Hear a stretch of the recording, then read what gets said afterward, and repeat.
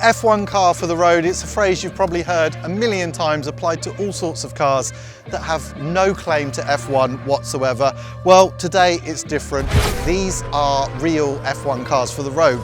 And we are going to put them head to head through a series of challenges, and at the end, we're going to tell you which one's best.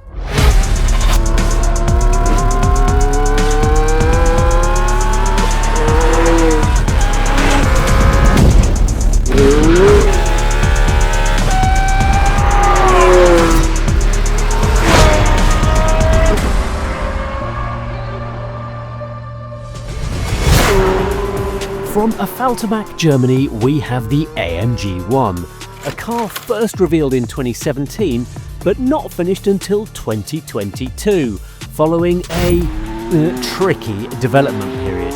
Well, that's what you get when you stuff the actual engine from Lewis's 2016 championship-winning F1 car into something with number plates and a stereo. Chris Harris first drove it for Top Gear Telly back in 2022, which didn't go well. It's not been an easy day for the AMG One. But 3 years later, we found a very generous owner who has agreed to let us cut loose in his pride and joy. And from Gaydon via Milton Keynes, we have the Aston Martin Valkyrie, a car born from the mind of Adrian Newey, the world's greatest F1 designer, when he was still working for Red Bull F1 and Aston Martin were their technical partners. His mission to create the most extreme road car possible with F1-inspired aero and a screaming Cosworth V12 just over your shoulder.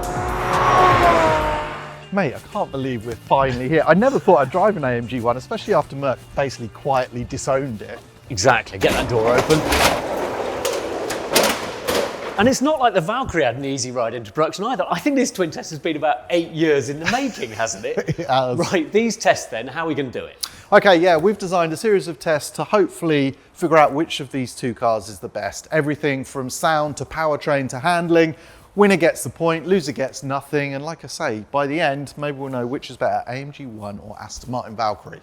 Yeah, and we haven't come to the Top Gear test track to do this. We are at Thruxton, which is quite a senior circuit. Amazing place, awesome circuit, but scary as hell. And the weather is mixed at best. Yeah. Let's get into it, shall we? Let's do it.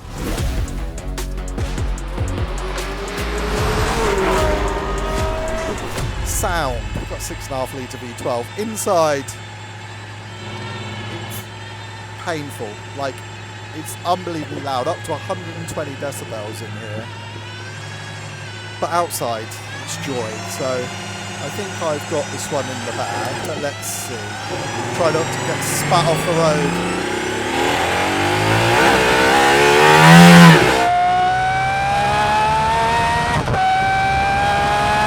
Right, here it comes, and it's so noisy, straight into you. That's what you need, isn't it? Sounds fantastic from outside. Spec Jethro's having a slightly different experience inside.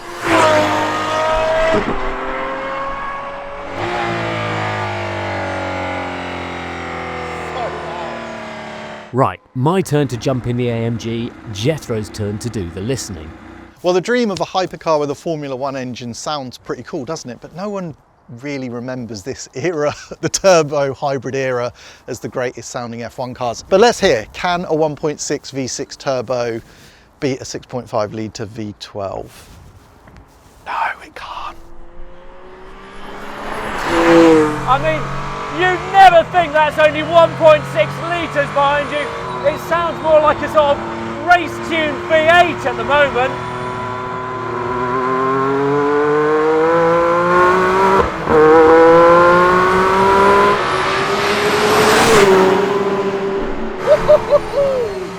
That gets a move on. It has got a little bit of F1 drama about it, actually. I wouldn't say it's a classic sound. Well, let's go and compare notes with Ollie, but I've got a feeling I know which one might win.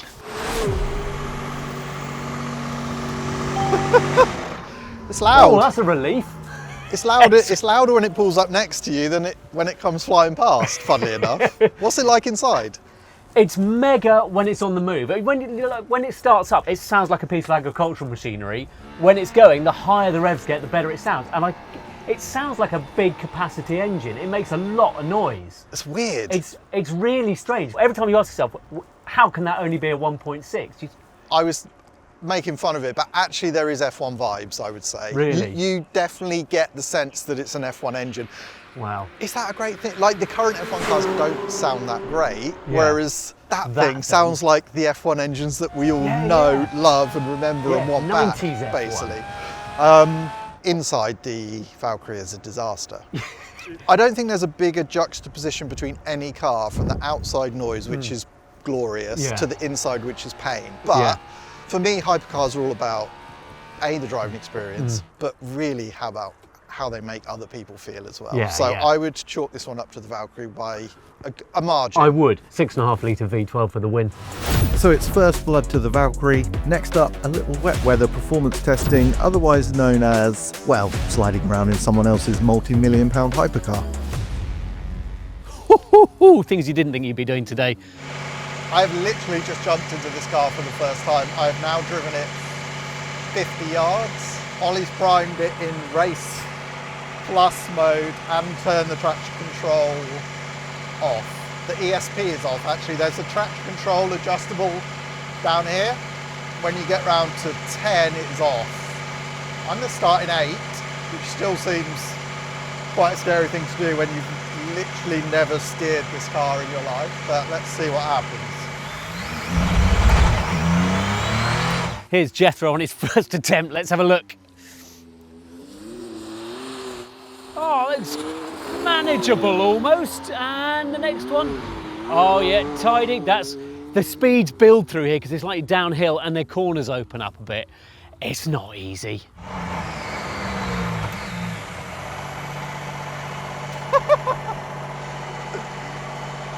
Well, that's quite a fun introduction to AMG One Live. Turn it all off and see how you get on. Actually, I had the traction control on 8. Oh, did you? I'm going to turn it off now. Let me go Right, off. Okay, cool. Right, go.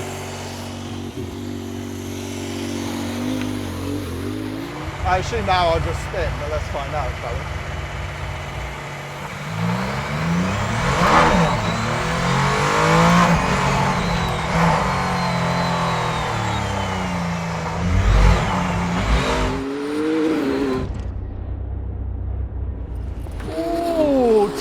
Good bit of angle.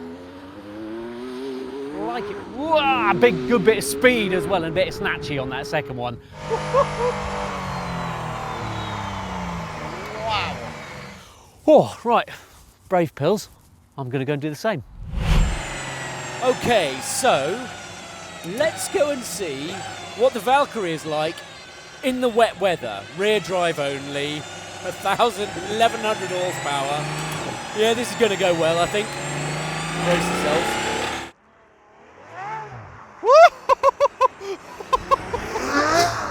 Oh, he's going early.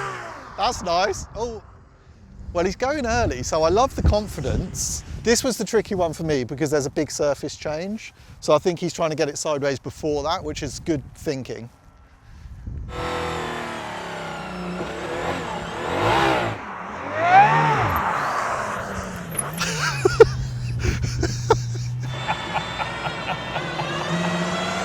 Come on, Ollie, this is it. The magic.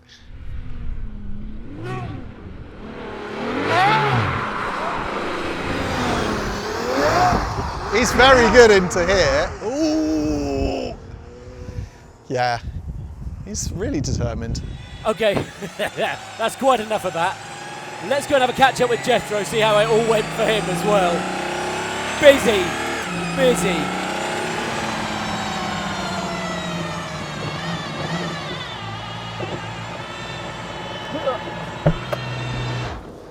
Well, we both survived that. What's that doing?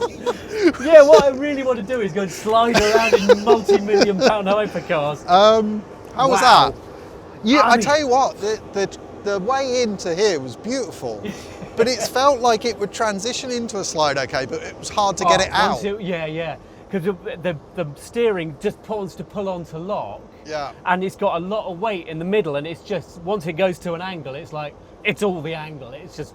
I'd say the AMG's great Actually, It really nice manages its traction. and once it's under power, it's really nice. The problem is on those extreme tyres is just getting the front to turn. Yeah. And then both of them, because they've got so much power and so much compression in the engine, they rev up so quick. Yeah, yeah. So in these conditions, it's tough. But that looked quite smooth because it looked like it was nicely balanced on the four-wheel drive system and stuff. I So, think yeah, what I'd we're going to bear that. conclude is that the AMG is much trickier to slide, but that I just did it better. So AMG wins. Yeah, fair enough.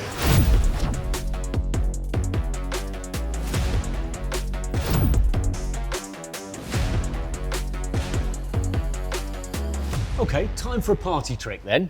Right, bear with, this is a good one. Yeah. This is a good one. But getting it into it Takes a while. is a little bit complicated. There we go. Right, whole paddle. Something's happening.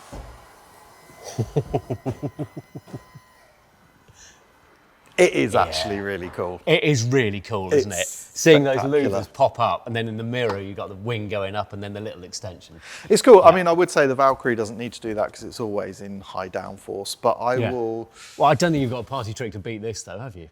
Should we go and have a look? I might have one. Well, the Valkyrie's main trick is being a Valkyrie. What an incredible thing. Yeah. It's just such a gorgeous car. But I was watching them at Le Mans and I was thinking about this. And I thought, wow, to drive down in your own Valkyrie, watch them competing for overall victory in the hypercar class. What a thing to do.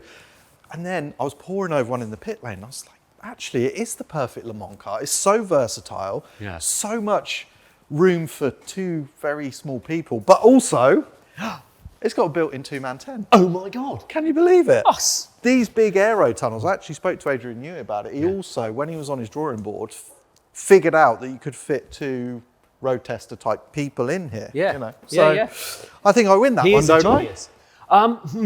That's very clever, but it requires two able-bodied people to crawl up some tunnels. I still think that, with its little lizard mode, is cooler. Yeah, you're right. The Valkyrie's party trick is being a Valkyrie. This isn't Yeah. really it. And I think, 1 point to the AMG One. Fine.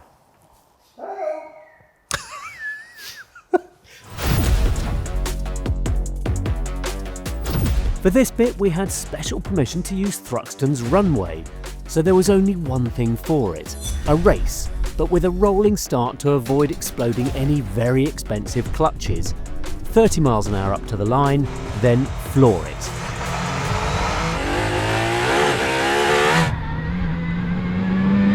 The Val's got a good lead!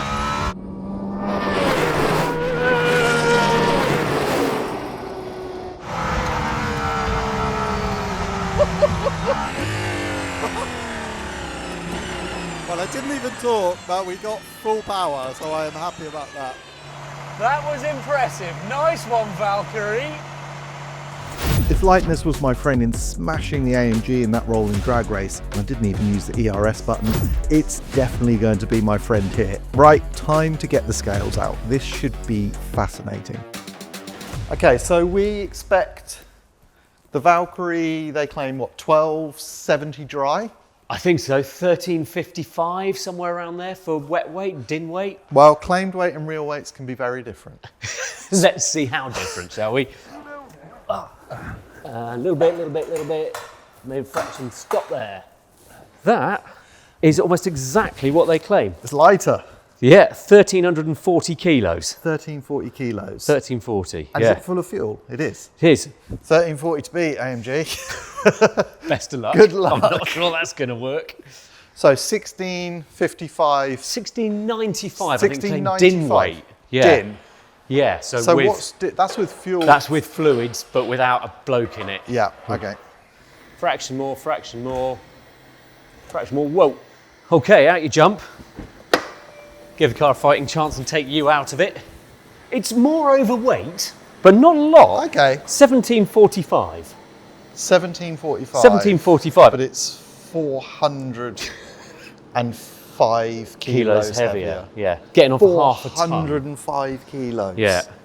Yeah. Wow. Well, in terms of awarding points, Yeah, I think the Valkyrie wins the this one. Valkyrie wins this one. Not only doesn't was it under the claimed weight, Yeah. but it's 405 kilos lighter. Yeah. Okay, There we go. That was easy, wasn't it? point to the Val. Yep.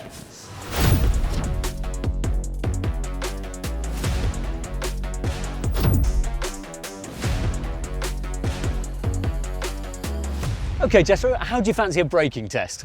Well, braking test in these cars, I would actually love to do it in the rain, but it's my coffee break time. Oh, is it?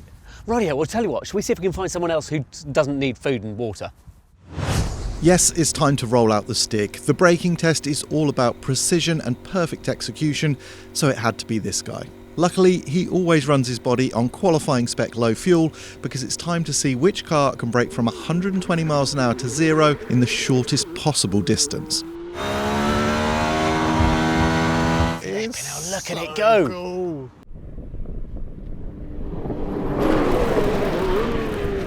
Oh, it's quite a way, isn't it?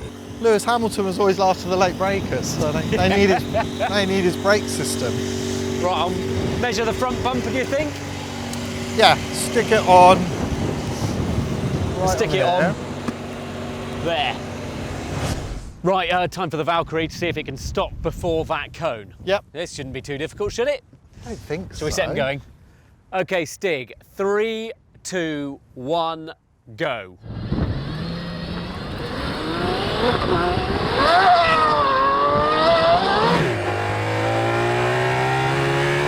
Oh my God, it sounds so good. Here he comes. Then look at it go.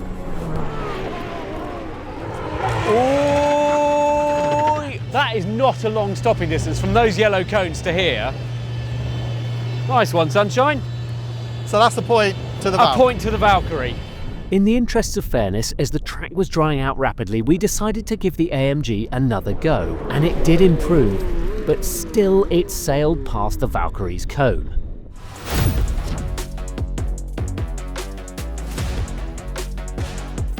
Next up, startup, a test of which car is more of a faff, who can get in, belt up, get the car into maximum attack track mode, and get going first. Right, Le Mans start. Head start! Oh, come on. I've got to put harnesses on. Okay, so my problem isn't really waking the car up. It's just squeezing myself in. So I press the start button once. And once the steering wheel drops into place, I can get it into the right race mode. Right, into race plus. Right, hold paddle. Start the car. Now I'm in race mode with the wings up. Oh, am I? No, it's cancelled it. So on brake. Okay, now I need to select track mode. Driving range N, I've got to be in neutral. There we go. Right, back in again. Hold the paddle until everything's set. Can't get the handbrake off. Oh, and he's gone.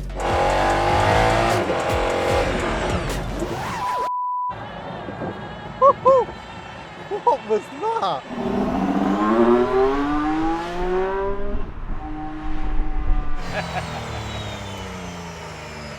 Nobody saw me inadvertently handbrake turn a Valkyrie, did they? Good, right, okay. This bit is simple. Give it some stick and try to pick which engine gearbox combination is best. Ollie is in the Valk with its 11,000 RPM 6.5 litre Cosworth V12 hard mounted to the tub and its clever single clutch gearbox with an e-motor crammed inside. Total output for the Aston, 1139 horsepower.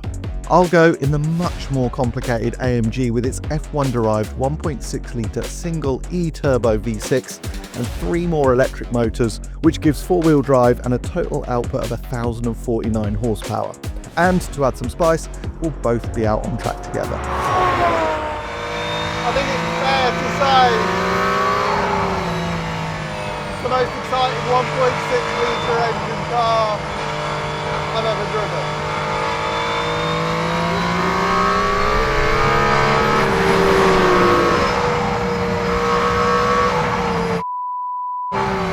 The result of it all is just a huge amount of usable power, lovely throttle response,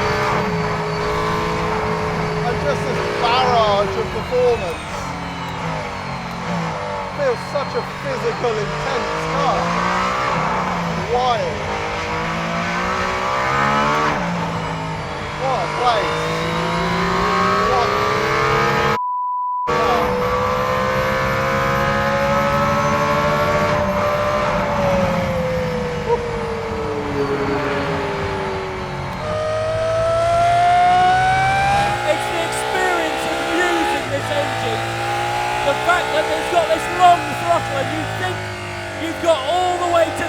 bit, and then you figure out you haven't, there's another inch to go, and you have to poke at it so tentatively because it's so outrageous what it does over those last 2,000, 3,000 RPM, that last inch of throttle. It's absolutely fearsome, and he's pushing along such a light car. It might be the least favoured F1 engine regs ever, but it leaves a serious impression. It's just a full-on assault, this car, and the powertrain is the heart of it. It really is.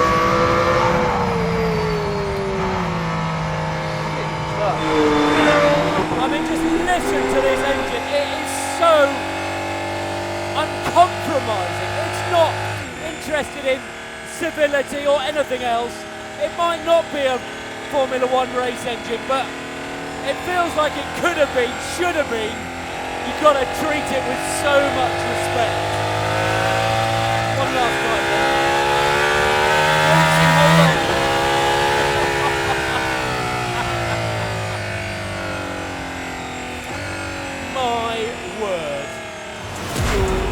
Right, we'll tell you which one scored that point in a minute. But first, let's turn our attention to handling. I'll grab the AMG One this time. Jethro, the Valkyrie is all yours.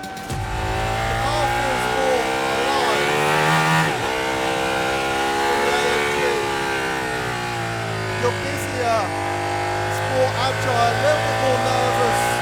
The car's more reactive to what you're doing. And it does feel so lovely hooked up through the sprint section. We're in strap 2, full attack, and it is stiff. And the steering, which was really light at low speed, has gained an enormous amount of weight. It's like it's just trying to give you as much reassurance as it can that everything's okay. I had not expected this at all. I thought it was going to be more Mercedes-alike in terms of its chassis and be a bit safer, but it's actually really beautifully balanced and neutral. It doesn't turn into corners with the same smoothness that the Valkyrie does. Wowee. Oh, but the brakes bite well. The brakes bite really well.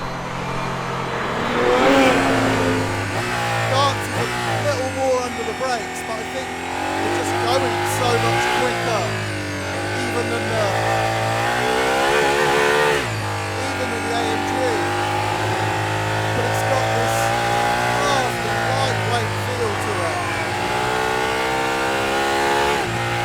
And it's so locked down at high speed. There's something pure about it, and I think for the driving position, the low mass, and the fact it's set up to be so hyper agile, but then there's the arms to settle the chassis down.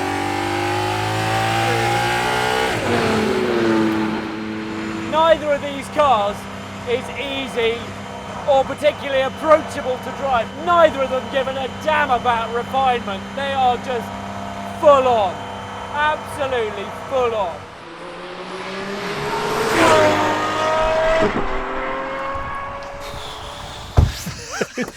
I feel beaten up, and I can't really Recovery's talk going to anymore. take a while, isn't it? Flipping hell. These things are wild. Oh my God, wild cars, wild circuit. Unbelievable. Thruxton's Yeah. awesome. I actually love this much more than I thought I would. Yeah. So let's deal with powertrain first. Yep. In Strat 2, when it gives you everything, so much power. Yeah. But you look at the performance figures and you think, oh, like McLaren 750S, but it feels way more than that. Yeah, yeah. And it's just intense and attacking you It the is, whole isn't it? time. The only thing is it does derate. It will lose power and then suddenly you Yeah. come out of a corner and you don't, it's not like you lose 100 horsepower. It feels like you've lost 400 all of Yeah. a sudden. But it's cool, it's intriguing.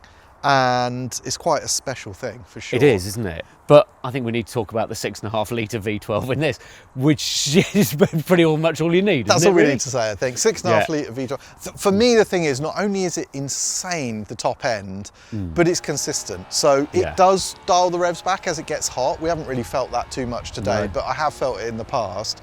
Yeah. But every supercar needs a 6.5 litre V12. It does. And cars, you know you're giving everyone outside a really good time. Yeah. Powertrain, I think Valkyrie wins it fairly easily. This one just derates a bit too much. I thought the gearbox would be spectacular. It's good, but it's not great, are they? No, not really. No. So Valkyrie wins that, but handling, okay, different story. I don't 100% know which one I would go for. It's basically attacking sort of stability versus lightweight agility and that lovely feel and feedback you get with the Aston. If someone said set a lap time, I'd go for this one. Yeah. If someone said go and enjoy a car, I think it'd probably be that one. Yeah. So it's so but they're so interesting and they're so different to drive. Okay, well that sounds like half a point each. We can make that decision. Half a point each. Let's do that. There Okay, Easy. So Valkyrie wins powertrain and they share the honours in handling. This thing is surprising us. It's better than we thought it would be, that is for sure. Yeah. Okay, so points awarded and divided for powertrain and handling. But before we launched into our conclusion, Ollie had one more point he wanted to hand out. Which one is more authentic to F1? And we'll give a point for that. Okay, well it's easy to me. This is by far the most authentic F1 car. It's got an F1 engine, like full stop, But done. it still sounds like an F1 car. Right, 1 point to this. But the other thing I want to say about this is I just assume, because Merc has sort of washed their hands of it, that they get the powertrain working, but then everything else, they would just shove it out the door. And actually, we have both been thoroughly impressed by that car. It has been astonishing. It hasn't missed a beat. It's been good as gold.